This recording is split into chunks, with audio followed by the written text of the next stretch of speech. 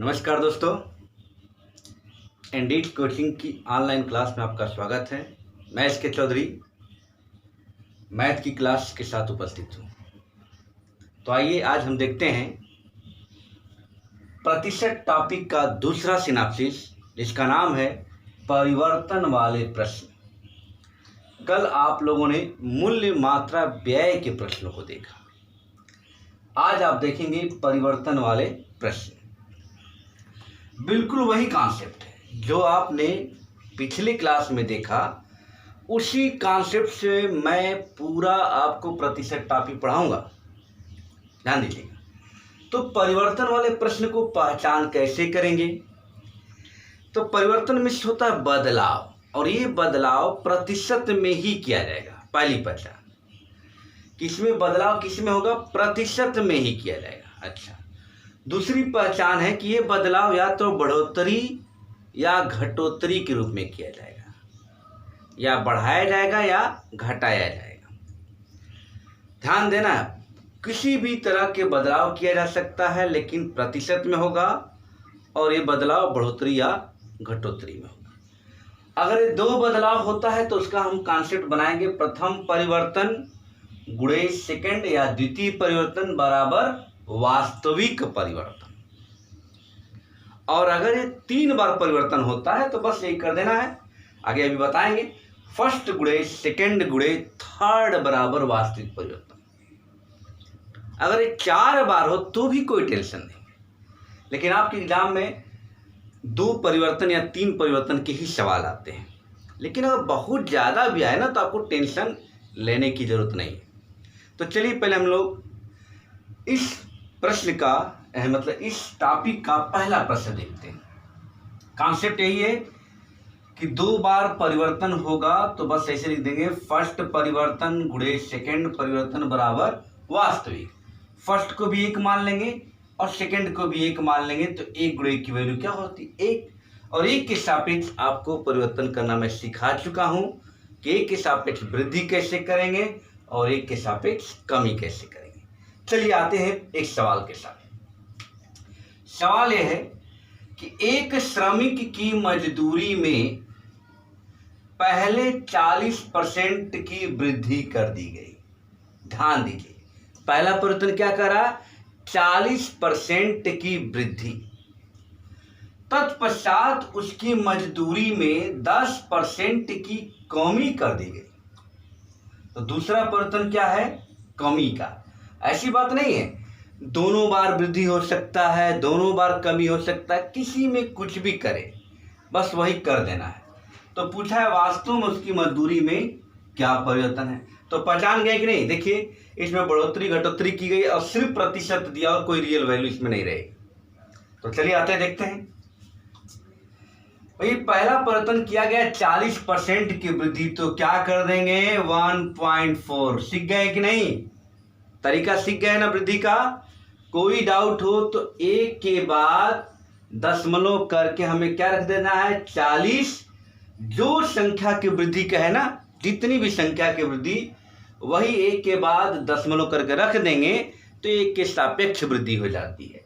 तो 1.40 को हम 1.4 बोल सकते हैं ना। ठीक है। इसी तरह आप देखेंगे कि दूसरी बार क्या कर दिया गया? श्रमिक की मजदूरी में 10% की कमी। तो कमी का तरीका आपको पता है क्या हो जाएगा? 0.9। क्लियर है ना? देखिए 10% की कमी, फिर से एक रिकॉल करा दे रहे।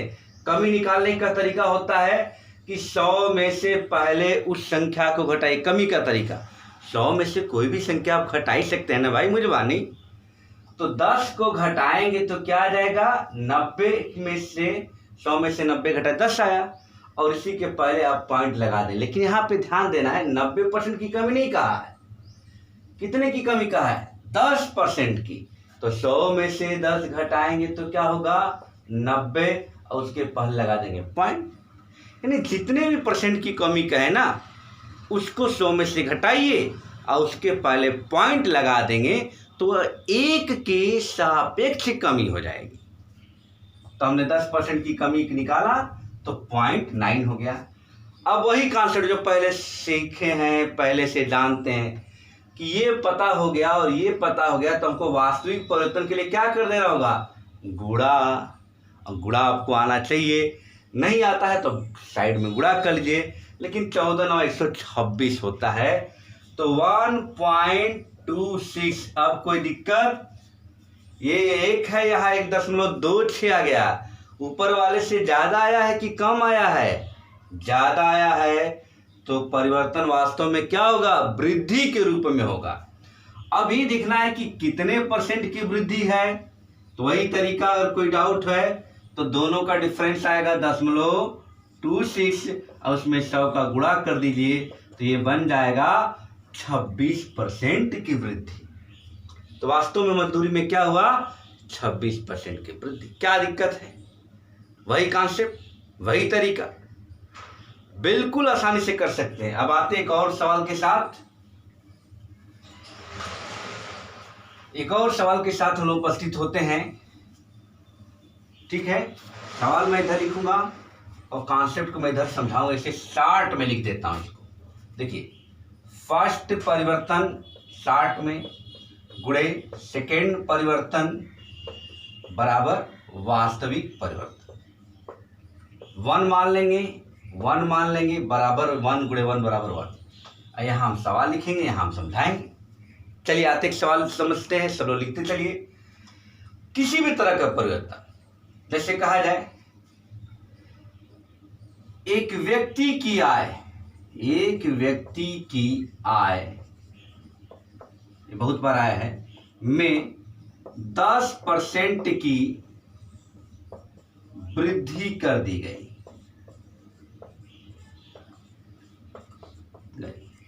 तत्पश्चात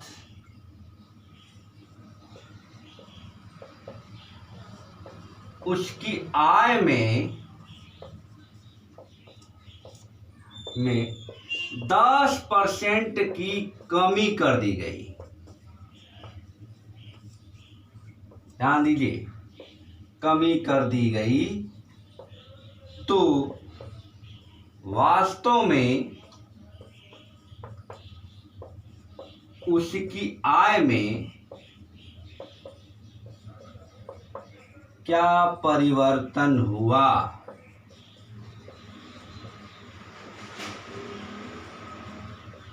बस यही सवाल है मित्रों। तो क्या होगा, देखिए दो ही परिवर्तन की बात है ना, तो हम 2 बार लिख देंगे। अब पहला परिवर्तन क्या किया गया, 10% की वृद्धि, 1.1, वेरी गुड। और दूसरा परिवर्तन क्या हुआ, 10% की कमी, बोलिए 0.9। अब गुणा करिए 11,99.99। अब ये क्या हो गया भाई, एक से ज्यादा तो नहीं आया ना, एक से कम आया ना, तो होना क्या चाहिए, कमी ना, बिल्कुल सही। और कितने % की कमी होगी, 1% की कमी होगी। कैसे, कोई डाउट हो तो हम डिफरेंस करेंगे। अगर 1 में से डिफरेंस करेंगे 0.99 का डिफरेंस, तो यहाँ आएगा 1, यहाँ आएगा 0, यही ना आएगा डिफरेंस। और इस डिफरेंस में जब आप 100 का गुणा करें तो क्या बन जाएगा मित्र, 1% की कमी। कोई दिक्कत, किसी को कोई दिक्कत नहीं होनी चाहिए। तो एक और उदाहरण के साथ हम समझते हैं।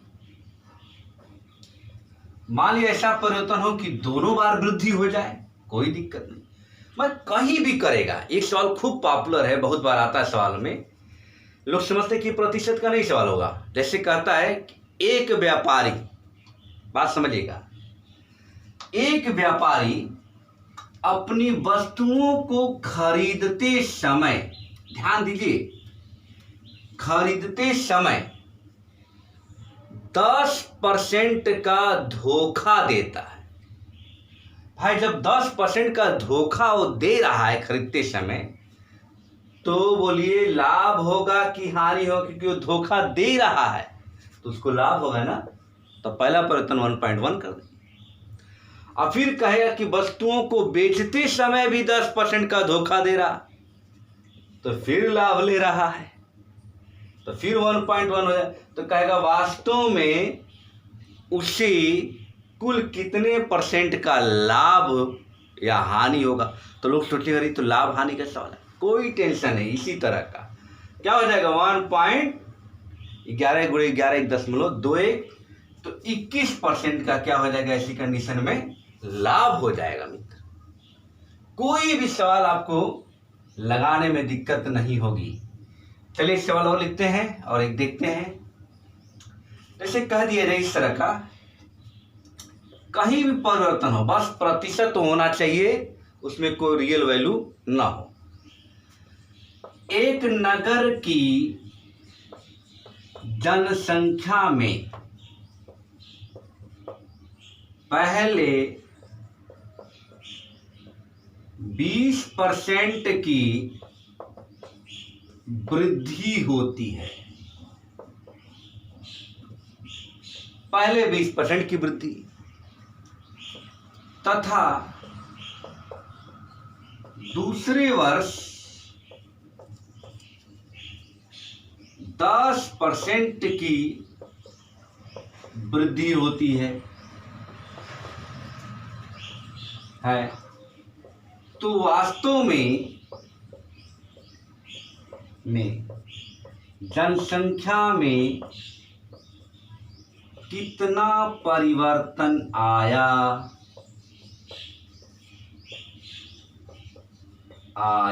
कोई टेंशन नहीं भाई, ये भी तो परिवर्तन ही करा। पहले 20% वृद्धि, दूसरे वर्ष 10% की वृद्धि, कोई टेंशन नहीं। ऐसे कॉन्सेप्ट लिखेंगे 1 गुणे 1 बराबर 1 कर दें, क्योंकि 2 ही बार परिवर्तन है, ठीक है ना। तो पहले 20% की वृद्धि है, तो बोलिए 1.2। वेरी गुड, सीखे होंगे आप लोग, कमेंट करके बताइए कि सीखे कि नहीं। और दूसरे वर्ष 10% की वृद्धि यानी 1.1, दूसरे वर्ष में वृद्धि है, तो कहेगा वास्तव में क्या परिवर्तन हुआ। तो भाई आपको गुणा भाग आना चाहिए। जिसका जितना जल्दी गुणा भाग होगा उसका सवाल उतना ही जल्दी आएगा। तो 1.32 हो गया। उत्तर क्या हो जाएगा मित्र? 32% की वृद्धि। क्या दिक्कत है? अगर मैं 3 परिवर्तन का सवाल दे दूं तो क्या आप लगा लेंगे? ट्राई कीजिए। चलिए 3 परिवर्तन का एक सवाल मैं देता हूं और मैं आपको बताता हूं कि 3 परिवर्तन वाले प्रश्न भी आप कितनी आसानी से लगा लेंगे। मैं लिखता हूं, ठीक है ना।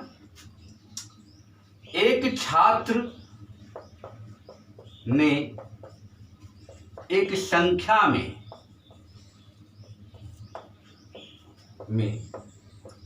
पहले 10% की वृद्धि करता है, तत्पश्चात पुनः 20% की कमी करता है एवं पुनः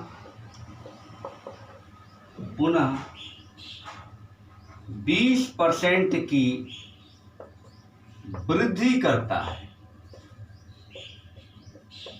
है। तो वास्तव में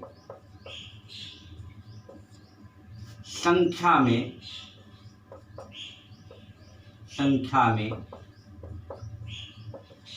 क्या परिवर्तन हुआ?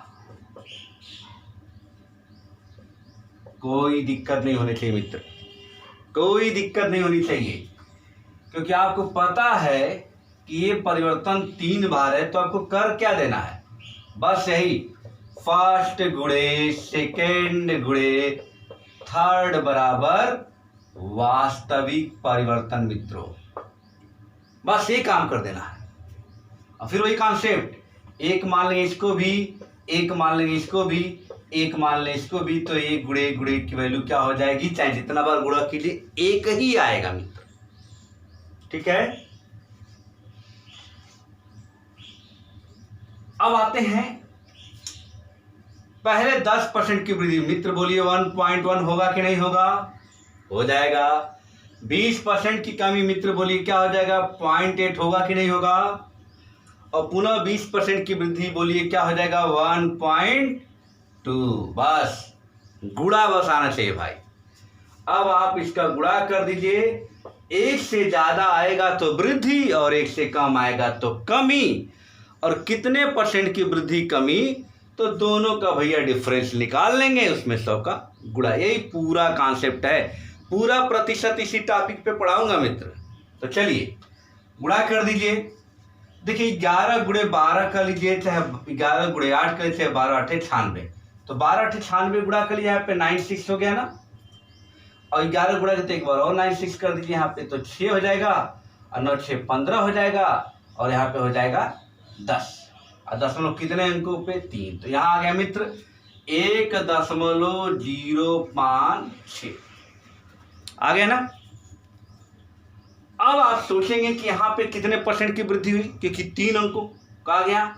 कोई टेंशन नहीं, आप अपने कॉन्सेप्ट से करेंगे। दोनों का डिफरेंस कितना आएगा मित्र, तो 0.056 आएगा डिफरेंस। अब जब इसमें आप 100 का गुणा करेंगे तो क्या बन जाएगा 5.6% की वृद्धि। कोई डाउट नहीं होना चाहिए, ये आपको मैं बता रहा हूं, ठीक है। चलिए देखिए कितना आसान होता जा रहा। आप चाहे 2 परिवर्तन हो चाहे 3 परिवर्तन हो, बस गुणा करेंगे, और गुणा करने के बाद एक से ज्यादा तो वृद्धि, एक से कम तो कम, ठीक है। चलिए मित्र, इस पे एक और सवाल आता है इसी कॉन्सेप्ट परिवर्तन वाले पर ही। वो सवाल होता है बट्टा वाला सवाल। बट्टी के जो सवाल भी इसी पर होता है। बट्टा मत होता डिस्काउंट। जैसे आप देखेंगे सवालों में ऐसे पूछता है कि 10% एवं 20% का समतुल्य बट्टा क्या होगा। ऐसे सवाल आता है। तो बट्टा का मतलब तो छूट होता है ना मित्र, कमी होता है ना। तो इसका समतुल्य बट्टा निकालना है। 2 ही बट्टा दिया तो इसलिए लिख देंगे 2 परिवर्तन, फर्स्ट गुणे सेकेंड बराबर वास्तविक परिवर्तन। फिर वही कॉन्सेप्ट 1 गुणे 1 बराबर 1, ठीक ना। अब देखते हैं 10% का बट्टा। बट्टा मीन्स क्या होगा, वृद्धि की कमी, कमी। तो 10% का बट्टा का मतलब हम क्या लिख सकते हैं, यहाँ पर क्या लिख सकते हैं 0.9। और दूसरा बट्टा है 20% का, तो इसको हम क्या लिख सकते हैं मित्र 0.8। ध्यान देना है 0.8। अब जब 0.8 है, अब हम गुणा कर देंगे तो 9 8 72 हो गया। तो यहाँ पे 0.72 आ गया ना। अब आपको बताना कि वास्तविक बट्टा क्या, तो वही कॉन्सेप्ट, ये एक से ज्यादा तो है नहीं, कम है ना। तो कितने की कमी होगी, डिफरेंस निकाल लेंगे 0.72 तो 0.28। एक तो मुझे नहीं, आपको धीरे धीरे आना चाहिए, लेकिन चलिए हम प्रोसेस से बता दे रहे हैं। अब इसमें आप 100 का गुणा कर देंगे तो बन जाएगा मित्र 28% का बट्टा। क्या दिक्कत है, कोई दिक्कत नहीं आनी चाहिए मित्र, ठीक है। आपके लिए मैं फैन बंद करके पढ़ा रहा हूँ, आपकी आवाज़, आपको आवाज़ अच्छी आए, तो थोड़ा सा मुझे बीच बीच में पसीना आ जाता है। चलिए आते हैं मित्र एक और सवाल के साथ। अब आपको खुद बताना है, अगर मैं सवाल दूं कि 20% एवं 30% का समतुल्य बट्टा क्या होगा, समतुल्य बट्टा क्या होगा, तो क्या कॉन्सेप्ट होना चाहिए मित्र, वही कॉन्सेप्ट। 2 ही बट्टा है तो फर्स्ट परिवर्तन गुणे सेकेंड बराबर वास्तविक परिवर्तन, 1 गुणे 1 बराबर 1। अब बोलिए 20% का बट्टा मतलब 0.8, 30% का बट्टा मतलब बोलिए 7, क्योंकि 100 में से 30 घटाएंगे 70 आएगा, उसके पहले पॉइंट लाए। सीख लीजिएगा, रोज प्रैक्टिस कीजिएगा, वृद्धि करना और कमी करना। अब यहाँ 8 7 हो जाएगा 0.56 आ गया ना। तो एक से ज़्यादा है कि कम? ज़्यादा हो ही नहीं सकता भाई, क्योंकि ये बट्टा है तो कम ही ना गुणनफल आएगा। तो ये हो गया। अब हम डिफरेंस निकाल लेंगे। ये तो मुझबानी कर सकते, लेकिन मैं आपको सिखा दे रहा हूँ, अपना नोट्स अच्छे से बना लीजिए। यहाँ हो जाएगा 4, 10 में से गया, और यहाँ हो गया 4, यानी 0.44 का मतलब होता है 44% का बट्टा। कोई दिक्कत? बहुत आसान। कोई भी प्रतिशत परिवर्तन का सवाल होना आप बहुत ही आसानी से लगा सकते हैं। चलिए मित्र, एक और सवाल हम लोग देखते हैं इस तरह के परिवर्तन वाले प्रश्नों पे। एक मैं और सवाल लगा देता हूं, 3 परिवर्तन का सवाल, ठीक है ना? 3 परिवर्तन एक और सवाल लगा देता हूं। वो कैसे? जैसे आपसे कोई कह दे कि 10%, 20% और 30% का समतुल्य बट्टा क्या होगा? या कई बार कहता है इसका एकल बट्टा क्या होगा, तो भी यही काम। 3 बट्टा है ना भाई, तो क्या कर देंगे? 3 परिवर्तन, फर्स्ट गुणे सेकेंड गुणे थर्ड बराबर वास्तविक परिवर्तन, 1 गुणे 1 गुणे 1 बराबर 1। चलिए, पहला बट्टा कितने का है मित्र? 10% का, तो 0.9। 20% का मतलब 0.8। 30% का मतलब 0.7। अब आप गुणा करना आना चाहिए। तो चलिए, 9 8 72 है। इस 72 में आप कर दो 7 का गुणा, ठीक है? तो 7 दूना 14 होता है, और 7 7 49 और 1 50 आ गया, और 0.3 अंकों पे आ गया। तो यहाँ पे गुणनफल आ गया 0.504 आ गया ना? अब बताइए, इससे ज़्यादा है कि कम? ज़्यादा है नहीं, दशमलव में तो कम है। तो देखेंगे कितना डिफरेंस आएगा। तो ऊपर वाले से डिफरेंस, तो 3 अंकों का है तो 3 बार करेंगे, 0.504 डिफरेंस करेंगे। यहाँ 10 में से 4 गया मित्र 6, यहाँ 9, यहाँ 9 में से 5 गया 4। डिफरेंस ये आया ना? अब इस डिफरेंस में 100 का आप गुणा कर देंगे तो ये बन जाएगा 49.6% का बट्टा, यानी तीनों का बट्टा समतुल्य आएगा कितना? 49.6% का बट्टा। कितना आसान है। तो मित्र, परिवर्तन वाले प्रश्नों में आपको कोई दिक्कत नहीं होनी चाहिए। पहचान इसकी ये है कि प्रतिशत में ही मान रहेगा, और या तो बढ़ोतरी या तो घटोतरी रहेगा, या हो सकता है कि सभी बार बढ़ाया जाए, या हो सकता है सभी बार घटाया जाए। कुछ भी हो, आप एक के सापेक्ष मानकर आप प्रश्नों को हल करेंगे, ठीक है? तो आज इतना ही।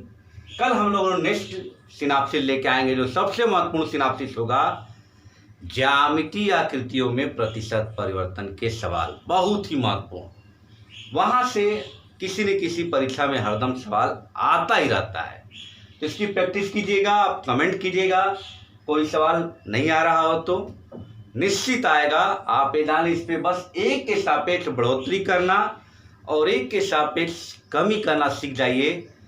आगे बहुत परीक्षाएं होने वाली हैं, आप इसी तरह लगातार लगे रहिए।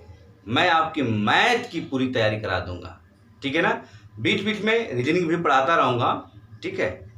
तो चलिए, धन्यवाद। इसको शेयर कीजिए, सब्सक्राइब कीजिए, पसंद आए तो लाइक कीजिए।